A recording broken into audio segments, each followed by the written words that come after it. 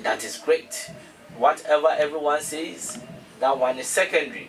So concentrate on what you want to achieve with your life, and success will knock at your door. I'm really enjoying today's discussion, and at the end of the day, we are going to go to the main discussion, the reason why we are here.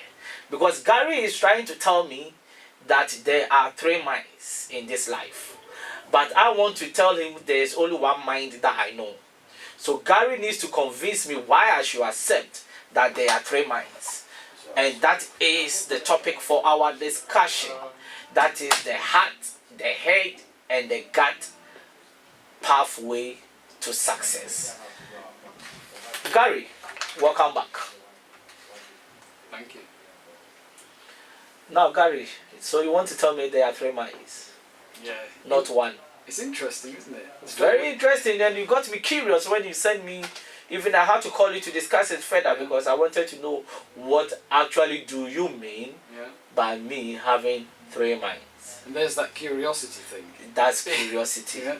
So it's something that you've not heard before, that you go, wow, I wonder if that's true, false, or to what extent is it true?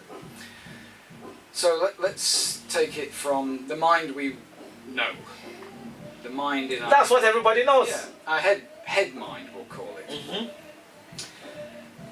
And this is the mind that helps us interact with the world.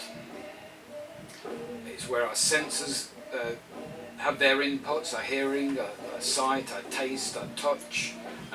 We even sense the position we're sitting or standing in all the time. There's feedback coming all the time. The head brain regulates temperature. It regulates our heart rate to a little degree. It regulates our breathing to a degree. Some things are very conscious and some things are unconscious, because if we were sensing everything that ever happened to us consciously, we'd go mad. It's just overload, too much information. So one of the things that our head mind is doing is sifting out all the time what it thinks is the most relevant information. And these days we are bombarded with a lot and loads of information here. And we perceive this inner working as thoughts. And we have millions of thoughts every day. And some of them we pay more attention to than other thoughts. They seem to have more impact, more weight. And largely we experience our thoughts visually. Imagine sound, imagine visuals, imagine sound, and words. And we're very taken with relationships between us and other people. So, I give you this metaphor that I was given only last week. If you imagine your head mind as like a glass goldfish bowl, and inside are fish swimming about, and there are 100 fish, all different sorts of fish, and these fish are our thoughts, and we can pay attention to them, and they're constantly coming in and out of our attention. If we spend all of our time inside those thoughts, we can often get carried away by them. And you might have heard of the expression catastrophizing. So here's an example of catastrophizing. Tomorrow I might wake up in a bad mood, and I might say something to my wife that I regret. She goes off in an angry state, and this sets a tone, because I'm not going to give in. You know, this is the thing that I feel was the right thing to say. She's not going to give in. And there's a rift then between us, and if we don't address that rift, this could become a big rift. So maybe we get divorced. Then I'll lose my house. My daughter won't ever talk to me again. I'll be on the streets. I'll end up drinking myself to death. That's catastrophizing. Now that's almost a choice, to follow each of those catastrophic fish getting bigger and bigger and bigger. And that's what our head mind loves to do. It likes to ruminate on the past, and it likes to imagine the future and not spend enough time in the moment. So one way And Yeah. and that stops you from focusing, isn't it? Yeah, you can't focus because you're distracted by these. Is it affecting a lot of people in pursuit of their dreams? How many people do you know who say, "Oh, I'm anxious," or "I'm feeling depressed"? These days it's a bit common, isn't it? And people oscillate from one to the other. And again, the same person, Camilla, who gave me this fishbowl view of our minds, she said, as we were standing in a park on a resilience course, we had a tree behind us and a tree to our right and a tree to our left. And the tree to our left was the past, and we could choose to spend time by that tree. And then the tree to our right was the future tree, and we could spend time by that tree. If you spend too much time in either one or both, you can never be in the moment. So the people who ruminate about the past are incredibly depressed because they can never get rid of their regrets, for example. Those that live only in the future tend to be the anxious ones because they're constantly looking for threat. What our minds need to be able to do is see both, visit both, and bring those experiences and those anticipations to the now, where we can do things. And that's what we call mindfulness. It's the ability to observe your own thoughts as if you were outside the goldfish bowl. Oh, that's interesting. And partly it's by choosing to focus on something else that isn't thoughts. So it might be your breath, it might be the sensation of your feet flat on the floor. And the more times you can bring yourself from being inside the goldfish bowl to focusing on something in your own body, which in itself doesn't mean anything, you practice at refocusing on the now. And that's called mindfulness meditation. So embodying the way you feel to protect yourself from being taken to the future or taken to the past. And that's the head mind. So how can you make that transition to move from the past to the present and move the future to the present and start working on your goals? Okay. Are you up for a little experiment? And everybody who's listening, because I'm going to invite yourself to do something. I'm going to speak directly to the people listening. This is a gift for you. I didn't invent it. It was invented thousands of years ago. And it's still practiced across many, many different cultures. And we can look at prayer as a form of meditation.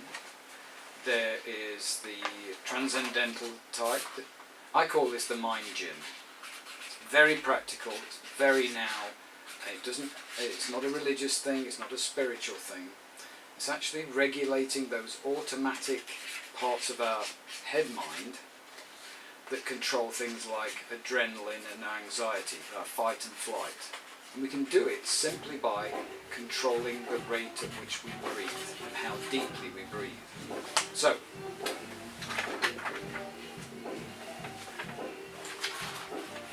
okay, Frank has just said Adu Danko is watching. So Adu, great to have you on board. I'm going to speak directly to you and to Oscar. Yes. Thousands of people are doing this today, right now, across the world. And what we're going to do is we're going to take a 5-second breath in and a 5-second breath out through our noses. We're going to sit upright, not cross legs, just nice and relaxed. Eyes open, we don't have to close our eyes, we're not relaxing. We're not going to relax. We're going to spend time not in our own heads. And I'm going to talk us through it gently. So are we ready? Yes. Okay, so we're going to take a nice deep breath in 5 seconds and then out 5 seconds. And we'll spend time doing this. Hopefully we won't all go to sleep. And as you do this 5 seconds in, 5 seconds out, I simply want you to move your attention to your chest, where your heart is. And just pay attention to your heart. And the sensations of breathing, the stretching of your chest. 5 seconds in, 5 seconds out. Just focus on your chest, almost as if you were breathing straight into your heart and breathing straight out of your heart. Breathe into the heart, breathe out your heart. And what you will find is every so often the tricky head mind will start to distract you with the thought, a vision, a sound, a person. That's fine, that's what human minds do, that's what they're meant to do. You just make the choice to go, and then bring your attention back to your heart. Breathe into the heart, 5 seconds, and breathe out. Okay, so that's mindful breathing. So does it mean that you don't concentrate on your mind anymore, but you concentrate on the heart? You're placing a gentle intention and focus on your heart. Does it stop the mind from working? It's not intended to stop the mind, it's intended to allow you to step outside it and stop being controlled by those thoughts. And it takes practice. Like any gymnasium, you're training your heart and head minds, and you do it a little bit at a time. So you can concentrate on your breath, you can concentrate on the feeling of the shower on your skin in the morning, and each time your head mind comes in and interferes, just gently invite it back to the thing you want to focus on. And that's mindfulness that allows you to step outside of the control of your head thoughts. And let's consider the heart mind for a minute. Definition of a mind or an intelligence is a group of neurons, brain cells. Probably let me try and open the phone lines because I think time is fast spent, so that if anybody wants to contribute or text, they can do that. You can call the studio lines on 02081332257, 020881332257, or you can call 02081332258, 02081332258. When you are calling from abroad, you have to add a +44 sign, and if you are calling from US or Canada, is 001-718-303-2737, 001-718-303-2737. You can also text or WhatsApp us on 075-3966-1744, 075-3966-1744. You have to add the +44 in front. Yes, if you want to call to contribute to the show or text us, that will be very great. Bring us a different dimension to the show. Yes, let's go, Gary. Okay, so we got time for people to ask questions. The heart mind is one of our three minds, and the definition of a mind or an intelligence in biological terms is it's a group of cells that can communicate with each other independently of any other part of our body. So our head brain does that par excellence, but the heart actually communicates within itself. And our third mind is the gut mind, and that is a very primitive neural system, and it also can talk to itself without recourse to the head mind. So we have three distinct, biologically defined, scientifically validated neural networks. But we only really listen to our head mind, and we ignore the messages that are sent from our heart and our gut. And we do that at our peril, because we can't think our way through all problems. And it turns out the heart is the seat of our values, our core emotions, our deep relationships, and it has a memory, just like our head mind has a memory. The head is the seat of analysis, creativity, innovation, and the gut is the seat of our courage. So the idea of the heart-head-gut pathway is that we engage the heart-mind first with the breathing and the heart-focused attention. We present a problem to the heart and we look at it in the basis of compassion, our relationships, our values, and then we take the same issue to our head. Is it the seat of emotions? It's the seat of the very, very basic emotions. Our head interprets them. So once we've accepted what we stand for, our heart is what we stand for, our purpose in doing anything, it frees the head brain up to become brilliant, the genius part of us, the free thinking part of us. It comes up with a great idea and then we test it by breathing our attention to our gut. And the sensations we get back will tell us, do we have enough courage to bring this new idea based on our values and test it in the world. If you get that jittery feeling at the front, the butterflies, that tells you probably haven't got enough yet and you have to go back to the heart, back to the head. What really brave people experience is some kind of solid sensation much deeper towards their backbone. You know, after all, don't we say, get a backbone, have some guts? Yes. Our actual language is describing the sensations. So remember I was saying about the student and his Ferrari. I invited him to investigate what it feels like. And you need to practice that with the little stuff first. What's my heart telling me? What's my head telling me? And finally, what's my gut telling me? Which one is more? Which one have more power? None of them. You have to use all of them, and in that order. And I must acknowledge Grant Susalu and Marvin Aoka, who came up with the theory of multiple braining. And I use it in coaching, and it is incredibly powerful.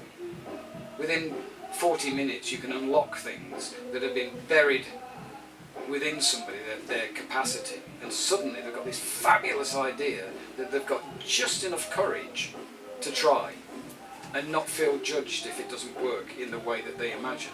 They just roll with the punches and go back and decide to do something different. Heart, head, gut. Heart, head, gut. It helps you identify those interferences, unleashes your capacity, and the subject of the day is success.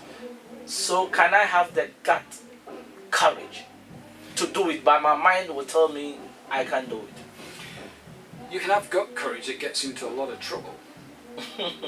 You know, one example would be the guys that go into a pub, get drunk, and they're just looking for a fight. They've got a kind of courage, but they're using their gut for the wrong thing. Yes. You get people who are incredibly compassionate, but they couldn't organise themselves out of a paper bag because it's all heart, and they try and use their heart to solve problems. And then you get the CEOs who think that they can analyse their way using their head brain out of human situations. They try and remove the emotion out of organisation and cultures, and it backfires on them.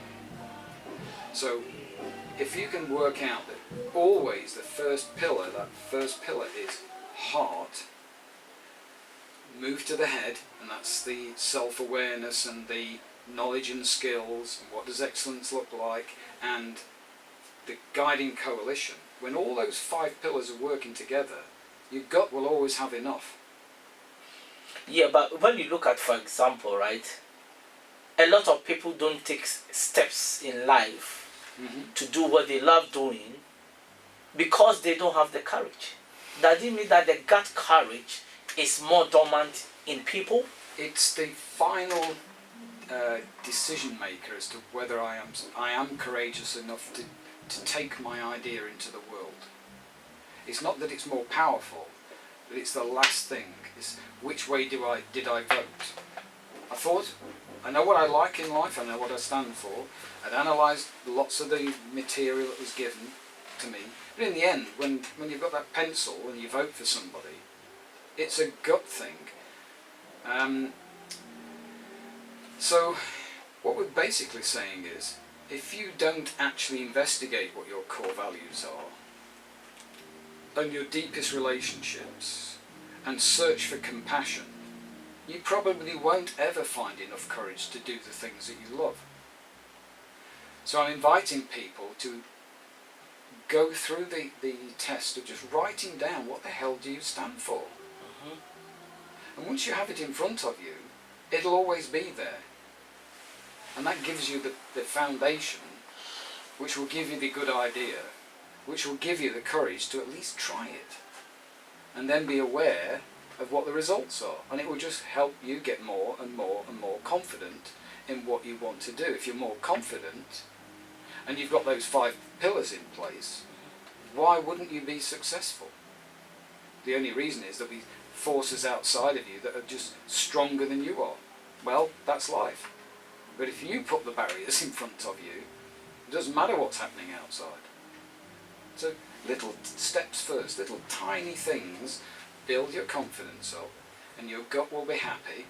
Keep giving it good ideas based on your purpose in life, and you will get better and better and better at what you do. The point is that those little steps, do people want to take them because it doesn't make any significant difference in your lives? Okay, so it's a great question. Why did UK or Great Britain cycling absolutely blast all of the Olympic medals virtually? It's because, again, they don't look at winning, they look at the method of winning. So really ridiculous things like how much sleep they get, where they sleep,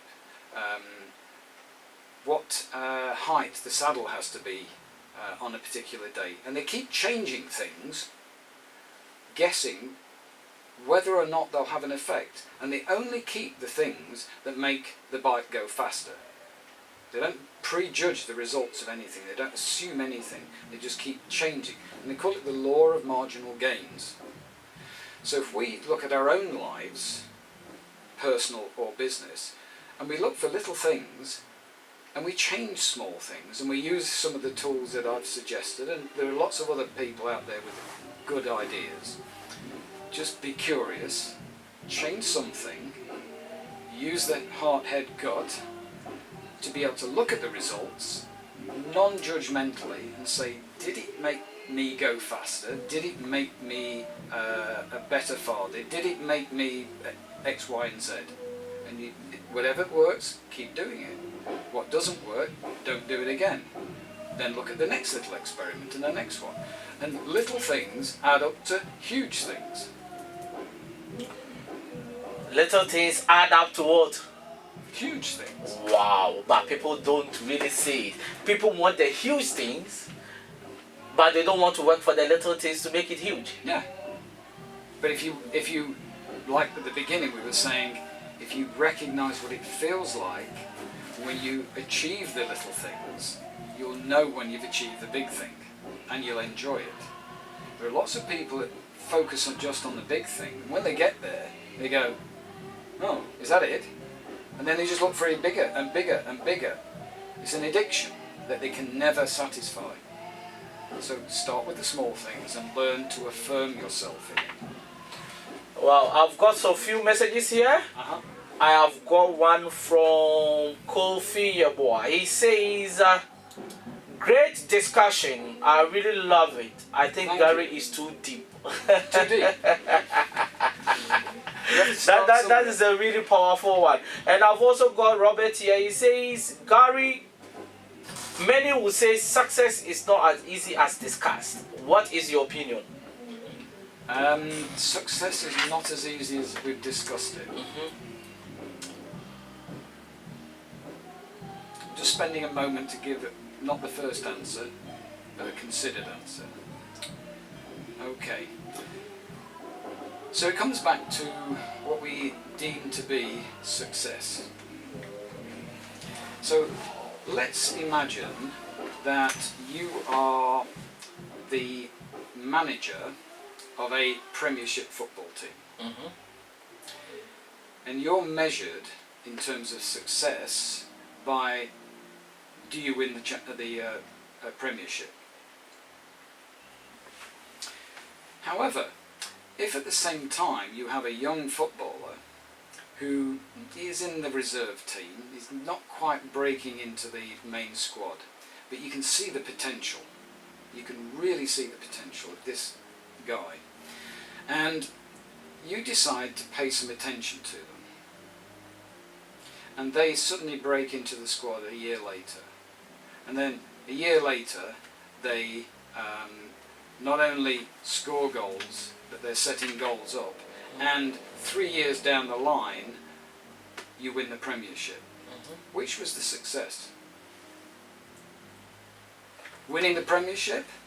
Or paying attention initially? Or paying attention to that young guy whose potential was not being unleashed. So I think the initial step, isn't it? It's one's perception of what is success. I don't mind if it's winning the Premiership, but only one team in each year can win the Premiership. Yes. So does that mean everybody else is a failure? No. It means they didn't win the Premiership in that year. If they see themselves as failures, they don't have a chance at all of winning the Premiership the next year. But I think some of the teams have even got a target to be either in the top 4 or the top 8. Yeah. They don't initially think about winning. No. Is that success, or is it a defeatist mindset? It's back to that glass ceiling again. Think of Jamie Vardy. He was playing non-league football you can tell I'm a sports fan. Yes. Non-league football until, was it 3 years ago? Yes. And then he was semi-pro, and then played, was it Morecambe? And then suddenly he's in the Leicester team, Yes. who are also underdogs. So they just wanted to survive, they wanted to get to 40 points. But something that their manager did, said, behaved, suddenly said to them, hang on a minute, we don't just have to be average. We can be great.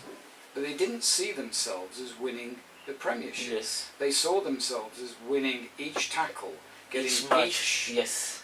pass. So that is living in the moment.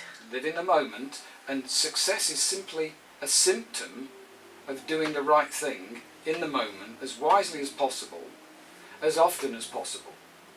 And then success comes. So today, one of the things that listeners need to take home is about living in the moment.